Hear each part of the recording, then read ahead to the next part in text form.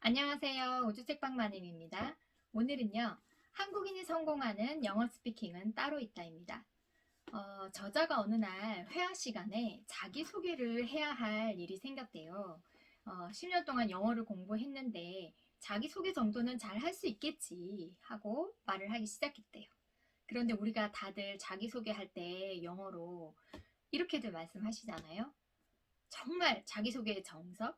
Let me introduce myself. My name is 누구누구누구. I'm 13 years old. 뭐 이런 식으로. I'm a little nervous. 약간 떨려요. 저 조금 떨려요. 그러고 나서는 계속 nervous만 하고 있는 거예요. 그리고는 머릿속이 하얘진 거예요. 그런데 설상가상으로 교수님이 아유, I am nervous 너무 많이 하니까 이제 그런 거 그만 좀 하라고 말씀을 하셨거든요. 그런데 어떡해요. 할 말이 그것밖에 생각이 안 나는데. 그래서 결국은 시간을 너무 많이 끌어가지고 다음 사람은 하지도 못한 채 자기소개 시간이 끝나버립니다. 너무 창피를 당한 이 시간 이후로 영어 공부에 불이 붙게 되는 계기가 됩니다. 원서 읽기, 또 DVD 보기, 스크립트 외우기 등등 우리가 일반적으로 영어 공부를 하는 방법들로 만반의 준비를 하고 영어 공부를 시작했는데요. 생각지도 못한 어려움이 그녀를 기다리고 있었습니다. 첫 번째 문제점은요. 흉내도 못 낸다입니다. 자막 스크립트와 영화를 같이 볼 때는 몰랐는데 문장이 너무 빠른 거예요. 도무지 따라 할 수가 없더래요. 그리고 혀를 내두르는 속도에 좌절을 했고 또 찰지게 맛깔나게 막 대사를 하잖아요, 배우들이. 그런데 그에 비해서 자기는 완전히 국어책을 읽듯이 영어를 읽고 있더래요. 두 번째 문제점은요. 아는데도 모르겠다. 이게 무슨 말이냐면요. 구어체는 단어는 전부 다 쉬운 단어로 이루어져 있는데도요.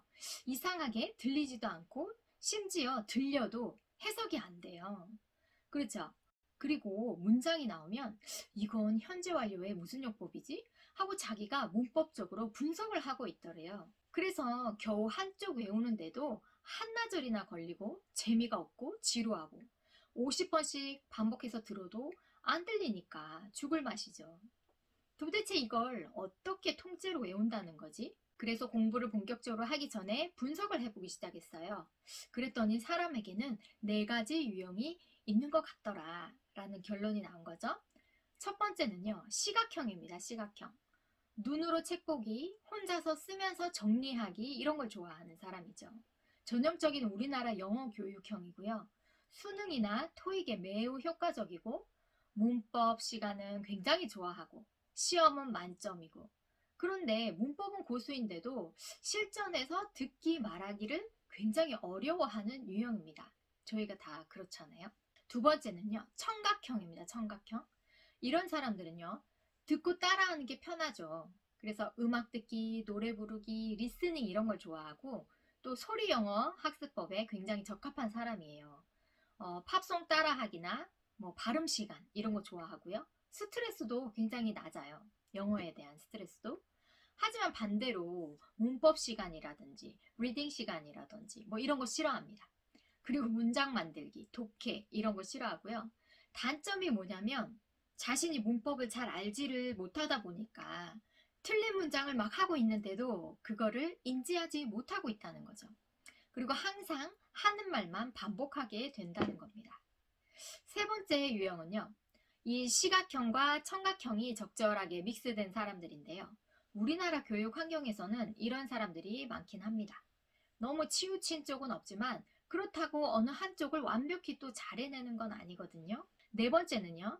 시각형도 청각형도 아닌 사람들입니다. 이런 사람들은 적절한 글을 받쳐주는 환경이 없었던 거죠. 사람들은 보통 이런 네 가지 유형으로 나눠져 있고 그럼 이 중에서 영어를 잘하는 사람들은 어떤 특징을 갖고 있을까? 그죠? 분석을 해봤더니 스피킹을 잘하는 사람들에게는 두 가지 공통점이 있었습니다. 첫 번째는요. 영어 구조를 잘 보는 사람이었다는 거죠. 어디서 끊어야 할지 감으로라도 잘 알고 있고요. 두 번째는요. 성대모사 능력이 좋은 사람들이 영어를 잘 따라하더라는 겁니다. 처음 듣는 외국어라도 한 번 들으면 똑같이 발음을 할 수 있더라는 거죠.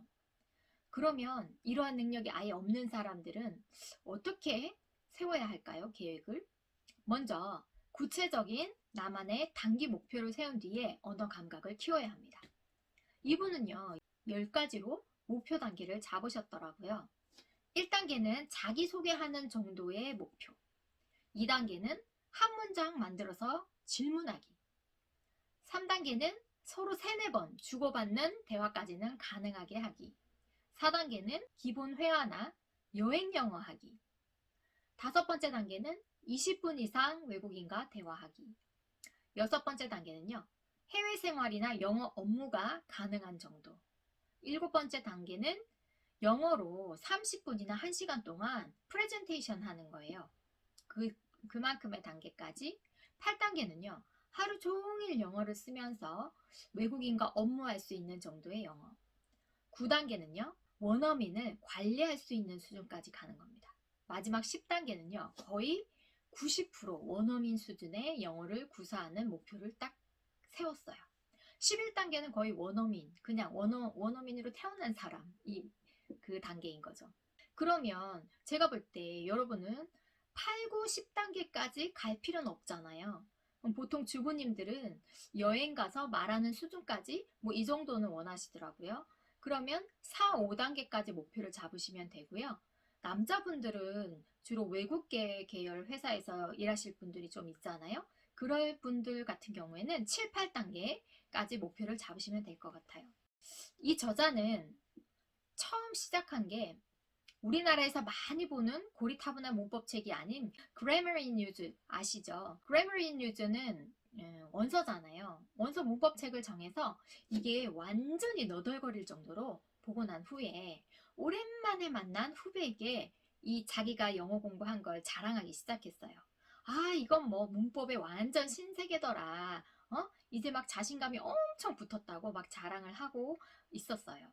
그런데 갑자기 후배가 회사에서 외국인에게 전화가 걸려왔는데 전화 잘못 거셨습니다 라고 말을 하고 싶은데 언니 너무 아무리 생각해도 생각이 안 나. 그래서 언니 이거 영어로 뭐야? 하고 물었는데 자신도 머릿속이 하얘지면서 아무 생각이 안 나더래요. 간신히 생각해낸 게 You called wrong? 이렇게 이제 생각을 해낸 거죠. 이 일을 겪으면서 영어식 사고방식과 한국어 사고방식에 대한 차이점을 알게 되었대요.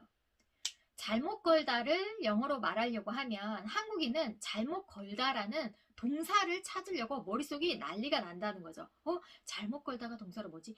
잘못 걸다 동사 뭐지? 그런데 외국인들은요, 그냥 동사는 매우 쉬운 동사로 대체를 하고 잘못된 번호라는 명사를 더 중요시해서 그 단어를 집어넣는 거예요. 그러니까 이렇게 한다는 거죠. 잘못 거셨습니다는 그냥 You have the wrong number 잖아요. 여기서 보면 You have 가지고 있다라는 아주 단순한 동사를 써놓고 중요한 건 네가 잘못된 번호를 가지고 있는 게 중요한 거야. 그러니까 wrong number 명사를 더 중요시하는 거죠. 그래서 이 차이는요, 영어는 명사로 말하고 한국어는 동사로 말한다는 겁니다. 이런 거는 저도 다른 책에서 여러 번 읽었는데요. 정말 중요한 사실이에요. 이 사고가 안 바뀌면 정말 평생 한국어와 딱 맞는 동사만 찾고 있고 만일에 그 동사를 찾았다고 해도 마치 콩글리시 같은 표현이 되어버리거든요. 그러니까 이 사고를 빨리 전환하는 게 정말 중요하고요. 또 이게 굉장히 힘들어요. 잘 안 바뀌거든요. 연습만이 살 길입니다. 그러니까 뭐 우리는 그녀는 노래를 잘해. 이것도 she sings well. 이렇게 생각하잖아요. 그런데 영어에서는 그냥 she can sing. she can sing이라고 말한다는 거죠. 그녀는 노래를 잘할 수 있어. 그런 표현들이 굉장히 많을 텐데 그걸 많이 외울수록 그런 사고력도 조금 바뀔 수 있는 거죠. 그리고 다른 예로는요. 이모가 아이를 출산하셨어요. 그래서 함께 있던 외국인 친구에게 그 얘기를 막 해주고 싶었는데 그 출산하다라는 단어가 무슨 단어인지 생각이 안 나는 거예요. 그래서 막 고민을 했는데 이것도 외국인이 말하니까 이렇게 단순하게 말해버린다는 거죠. 그냥 she had a baby. 그녀는 그냥 아기를 가졌어. 이 말은 아기를 낳았어. 이 말이라는 거죠. 우리가 단어장에서 얼마나 많은 어려운 단어들을 외웁니까? 그죠? 그런데 막상 외국인들이 말을 하는 걸 보면 구어체에서는 그런 어려운 단어가 잘 안 들린다는 거죠. 그냥 굉장히 단순하게 말을 하더라는 거죠. 이렇게 영어 초보자들이 동사가 자꾸 머릿속에서 떠오르는 현상을 가리켜서 한국어 간섭 현상이라고 부른다고 합니다. 이것부터 없애는 작업을 하는 게 굉장히 중요한데요. 이 영어식 사고를 모르면 한국어 간섭 현상 때문에 머리가 자꾸만 하얘져서 실전에는 말이 안 나오기 십상이거든요. 우리가 그 적재적소에 딱 맞는 동사를 100% 아는 경우가 드물잖아요. 그러니까 말이 안 나오는 거예요. 이 영어식 사고가 이해가 되셨으면 의문문을 자유자재로 만들 수 있는 게 굉장히 중요하다고 합니다. 의문문의 머릿속 공식을 먼저 딱 입력을 하고 나서 거기에 단어만 바꿔서 무수히 많은 문장을 만들어서 연습을 하는 거죠. 이건 조금 이따가 설명을 드리고요. 그럼 영어 공부를 어떻게 하라는 거냐? 이 책에서 주장하는 굉장히 큰 틀을 말씀드릴게요. 그건 바로 문법 감각과 소리 감각을 익힌 다음에 셀프킹을 하라는 겁니다. 아, 셀프킹이 뭐냐? 셀프는 셀프 프리토킹의 줄임말입니다. 근데 셀프 프리토킹을 하려면요. 쓰는 프리토킹이죠. 그죠? 먼저 써놓고 그걸 여러 가지 표현들을 외우면서 나중에 말을 할 때 써먹는 거죠. 첫 번째, 문법 감각을 길러라인데요. 저희 때는 진짜 모든 한국 학생들이 거의 한 번쯤은 다 봤다는 성문종합영어라는 문법책이 있었어요. 그죠? 이거 일본에서 번역한 책이잖아요. 그런데 정말 여기에는 너무나 디테일해서 아주 그냥 쓰지도 않을 문법까지 너무 자세히 들어있다는 게 문제죠. 그래서 우리 때는 이거 보다가 거의 문법을 포기했죠. 너무 머리가 아파가지고. 그런데 그렇게까지 문법을 자세히 외울 필요가 없다는 거예요. 그냥 회화에 필요한 정도, 그 정도 어순에 대한 문법 이런 거를 단순화시켜서 머릿속에 딱 박아놓고는 거기다가 모든 단어들을 대입해서 무수히 많은 문장을 만들어내는 게 중요하다는 거죠. 그걸 그냥 말할 때 사용하는 문법이다 해서 스피킹 문법이라고도 표현해 놨더라고요. 이렇게 복잡한 문법 말고요. 말할 때 필요한 문법, 주로 어순에 관한 문법이겠죠. 그런 걸 많이 외우라는 겁니다. 두 번째는요. 소리 감각을 키우는 건데요. 소리 감각은 발음, 발성, 악센트, 음절을 고쳐서 제대로 소리를 낼 줄 알아야 한다는 겁니다. 왜 제대로 소리 낼 줄 알아야 된다? 왜냐하면 내가 발음을 올바로 하면 그것이 들릴 수 있기 때문입니다. 내가 발음을 제대로 하지 못하고 있는데 들릴 리가 만무하다는 거죠. 리스닝까지 덤으로 되니까 일석이조인 셈이죠. 이렇게 문법이 마스터되고 소리 감각까지 전부 마스터가 되면 영어책을 외워도 금방 외워지고 영화를 봐도 금방 들리고 대사 자체도 굉장히 이해가 잘 가니까 더 잘 외워지더라는 겁니다. 지금 간단히 말씀드린 이것이 이 책의 핵심이자 큰 틀이고요. 하나하나 조금씩 자세히 설명을 드리자면요. 일단 소리 감각부터 설명을 드릴게요. 이 저자는요. 이런 식으로 연습을 해서 말이 굉장히 쉬워진 거예요. 영어가. 그래서 통번역 학원까지 다니게 되는데요. 거기서 발표 수업 숙제가 나왔습니다. 그래서 얼마나 열심히 연습을 해갔겠어요? 내용은 엄청 좋았습니다. 문법적으로도 문제되는 게 없었어요. 그런데 너무나 정직한 한국식 발음 때문에 교수님한테 조금 창피를 당한 거예요. 그때부터 이분이 성대 결절이 올 정도로 연습을 하게 됩니다. 먼저 발성에서부터 차이를 느끼게 되는 거예요. 친구가 영어를 하는데 한국어를 할 때하고는 너무 목소리가 틀린 거예요. 완전히 목소리가 달라지는 거예요. 여러분 목소리 그 목욕탕 목소리 아시죠? 이렇게 울리는 소리. 그런 소리가 나는 거죠. 제 한국어 말할 땐 저런 목소리 아닌데 왜 저렇게 바뀌지? 굉장히 궁금했었어요. 그 차이를 아나운서 시험을 준비하던 친구를 보면서 확연히 알게 됩니다. 바로 우리나라 사람들이 하는 이 흉식호흡, 가슴과 목 이런 쪽으로 흉식호흡을 하는 게 아니라 복식호흡을 하면서 배에 힘을 주고 발음해야 하는 것들이 많더라는 거죠. 좀 더 깊은 곳에서 나오는 소리들 말이죠. 이 복식호흡 발성이 되고 나면 그 다음은 발음 차례입니다. 배에서 소리를 끌어올려서 그 소리가 나게 되면 조음기관인 입을 통해서 나오게 되잖아요. 그런데 여기서 영어를 우리나라 발음과 동일한 위치에서 발음하면 안 되는 거죠.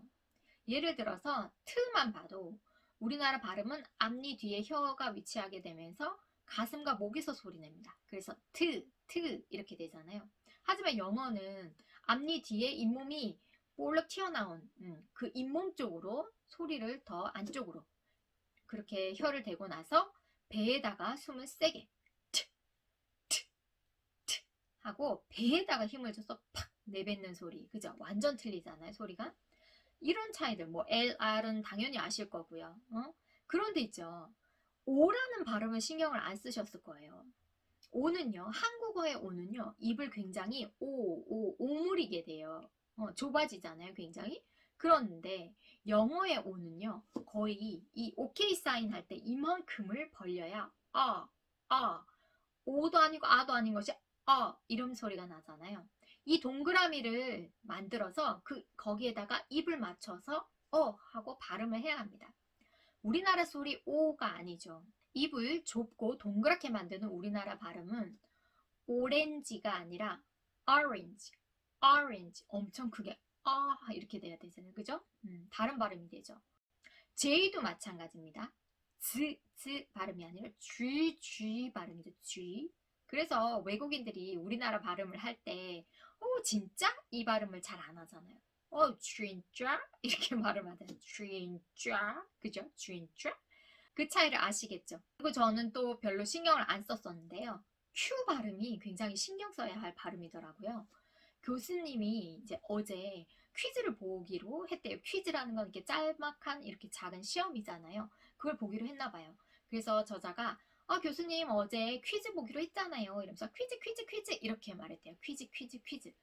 그러니까 교수님이 못 알아들으시더래요. 몇 번이나 못 알아들으시다가 아하 quiz 이렇게 발음을 하더래요. 오 마이 갓. 그런 차이가 있었어? 아니 그러면 퀸 우리나라 발음으로 퀸이 아니라 queen 쿠이가 되는 거죠. queen. 근데 아주 사소한데 제 발음이 좀 다르게 들리지 않으세요? 우리가 queen 하고 발음할 때고 queen, quiz 하고 굉장히 다르잖아요. 뭔가 틀려졌어. 이런 사소한 차이들이 굉장히 큰 차이를 만들어내는 거죠. 그래서 이런 발음들이 다 정복이 되셔야 된다는 겁니다. 이게 다 잘 되고 나면 이제 악센트, 강세가 굉장히 중요한데요. 악센트는요, 강세잖아요. 우리가 사전에서 이렇게 표시된 강세대로 발음을 잘 해요. 그런데 외국인들과 대화를 해보면 사전대로 발음을 하지 않아요. 분명 내가 아는 단어인데 이상하게 다르게 들린단 말이죠. 그죠?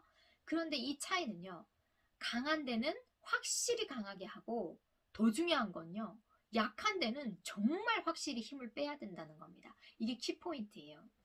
우리가 강한 곳은 잘해요. 그런데 약한 곳에서도 그다지 힘을 빼지 않는다는 게 그 차이입니다.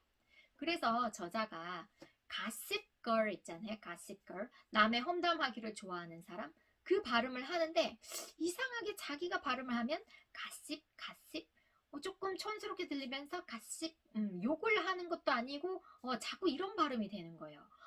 관찰을 해본 거죠. 이게 무슨 차이지? 왜 내가 발음하는 거하고 원어민이 발음하는 거하고 뭔가 이렇게 왜 이렇게 틀리지? 그랬더니 외국인들은 가십이라고 발음을 안 해요. 가의 강세가 가니까 뒷발음에 씹이 완전히 약하게 발음이 돼서 습으로 발음이 되는 거죠. 사전에 그렇게 안 나와 있더라도 확 약하게 발음을 해서 가습이 되는 거죠. 그죠? 완전 틀리죠. 우리는 아무리 약하게 발음돼도 가습인데. 이렇게 단어마다 악센트를 다 지키셨으면 또 하나 남은 게 있죠. 그 문장 안에서 어떤 단어는 굉장히 세게 발음해야 되고 어떤 단어는 약하게 발음해야 되고 그죠? 이걸 내영어와 기능어로 구분을 해서 보통들 세게 발음했다 약하게 발음했다 물결 강세가 나오도록 그죠? 그런 것들이 또 굉장히 자세히 나와 있어요. 이 정도로 발음, 발성, 악센트, 음절이 다 잡히셨으면 소리 문법이 이제 다 완성이 된 겁니다. 이제는 스피킹 문법을 다듬으시면 됩니다. 복잡하고 디테일한 문법 말고요. 회화에 쓰이는 어순 위주의 문법을 한번 살펴볼게요. 예를 들어서 의문문 어순은요. 의문사, 조동사, 주어동사의 어순입니다. 이거를 머릿속에 꽉 붙여놓고 거기다가 단어를 그냥 집어넣어 보는 거죠. 예를 들어서 I get a tax refund. 내가 세금 환급을 받는다라는 문장이 있어요. 그러면 이걸 이제 의문문으로 바뀌어야 되니까 can을 넣어서 한번 해볼까요? Can I get a tax refund? Can I get a tax refund? can이 맨 앞으로 나가잖아요. 그 다음에는 의문사와 조동사를 같이 넣는 문장을 넣어보는 거예요. can 앞에 where 한번 넣어볼까요? Where can I get a tax refund? 이렇게 되는 거죠. 그 다음엔 의문사만 계속 바꿔주면 되는 거예요. where를 how로 바꿔볼까요? How can I get a tax refund? How can I get a tax refund? 그죠? 이제 when으로 바꿔볼까요? When can I get a tax refund? 어때요? 계속 where, how, when 이런 식으로 바꾸기만 하면 되잖아요. 그죠?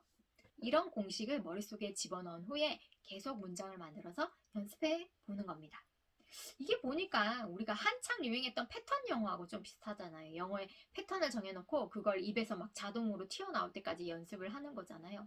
이게 정말 유용하다고 하니까 꼭 먼저 연습을 해보세요. 이런 식으로 입이 트이고 나면요. 아, 나는 이상하다. 이제 영어는 조금 할 수 있겠는데 왜 이렇게 짧고 쉬운 문장만 계속 말하는 거지? 아, 답답해. 이거보다 조금 더 길게 말하고 싶다 하는 때가 옵니다. 그때 연습해야 하는 것이 바로 복문이죠, 복문. 우리 복문 배웠잖아요. 주어동사 하나 있고 또 주어동사 두 개가 두 문장이 이렇게 연결되는 거, 그죠? 아까 연습했던 의문사 주어동사에다가 다리를 하나 딱 중간에 놔주고 다시 주어동사가 오면 되는 거예요. 예를 들면 Could you tell me? 라는 문장이 있어요. 거기에 중간에 where 이라는 다리를 하나 놔주고 I can get a tax refund를 그대로 넣어주는 거예요. 이런 문장들을 무수히 연습하면 초급 회화에서 중급 회화까지는 넘어가는데 거기서 또 슬럼프를 겪는 시기가 반드시 온다는 거죠. 자, 이제 의문문도 되고 복문도 좀 되는데 남 앞에서 진짜로 막 쌀라쌀라하고 길게 말하고 싶은데 이건 어떻게 하느냐? 바로 셀프 프리 토킹 연습이 필요하다는 겁니다. 우리가 항상 원어민을 옆에 두고 사는 것도 아니고 언제 연습하겠어요. 그렇다고 막 꿀먹은 벙어리처럼 입을 꽉 닫고 문서로만 연습을 하면 그게 또 입으로 튀어나오지는 않잖아요. 그죠? 그러니까 셀프 프리 토킹 연습은 꼭 필요한데 이렇게 하시면 됩니다. 한 가지 질문에 대해서 자신의 답을 길게 써보는 거예요. 말하듯이. 그리고 거기에 문법적인 오류나 구어체에서는 조금 어색한 표현들이 있잖아요. 그 어색한 표현들을 외국인 첨삭을 해주는 앱이 있어요. 거기에 들어가서 첨삭을 받은 후에 이건 이제 문장까지도 외국인이 검사를 해줬으니까 완벽한 문장이잖아요. 그걸 자기 표현으로 완전히 외우시는 거죠. 남이 쓴 내용이면 아무리 외워도 금방 머릿속에서 날아가 버려요. 그런데 나에 대한 내용이기 때문에 자기가 직접 한 경험이나 자기 자신에 대한 소개 이런 것들이기 때문에 굉장히 잘 외워진답니다. 그리고 더 고급 단계로 올라가고 싶으시면 여기다가 어휘를 더 늘리시고 더 어려운 단어를 많이 넣으시면 되죠. 저희 아들이 마치 얼마 전에 엄마, 영어 단어를 많이 외우려면 어떻게 해야 돼? 라고 물었어요. 이 책에서 영어 단어를 많이 늘리는 방법으로 가장 좋은 건 자신이 궁금해하는 단어를 반드시 다 찾아보라는 겁니다. 오늘 하루 내가 갑자기 궁금했던 모든 단어를 단어장에다가 한글로 기입을 해놓고 이제 그거를 한영사전을 찾아서 영어를 찾아보고 그 예문들을 살펴보고 거기서 또 좋은 표현들을 적어 놓으면 이건 정말 살아있는 자기만의 단어장이 되는 거죠. 자신이 궁금하지 않은 단어들이 쫙 나열된 재미없는 단어장은요. 자기가 만든 단어장이 아니기 때문에 더 잘 안 외워진다는 겁니다. 그건 그 단어장을 만든 그 사람의 단어장이지 내 단어장이 아니기 때문이죠. 잘 아시겠죠?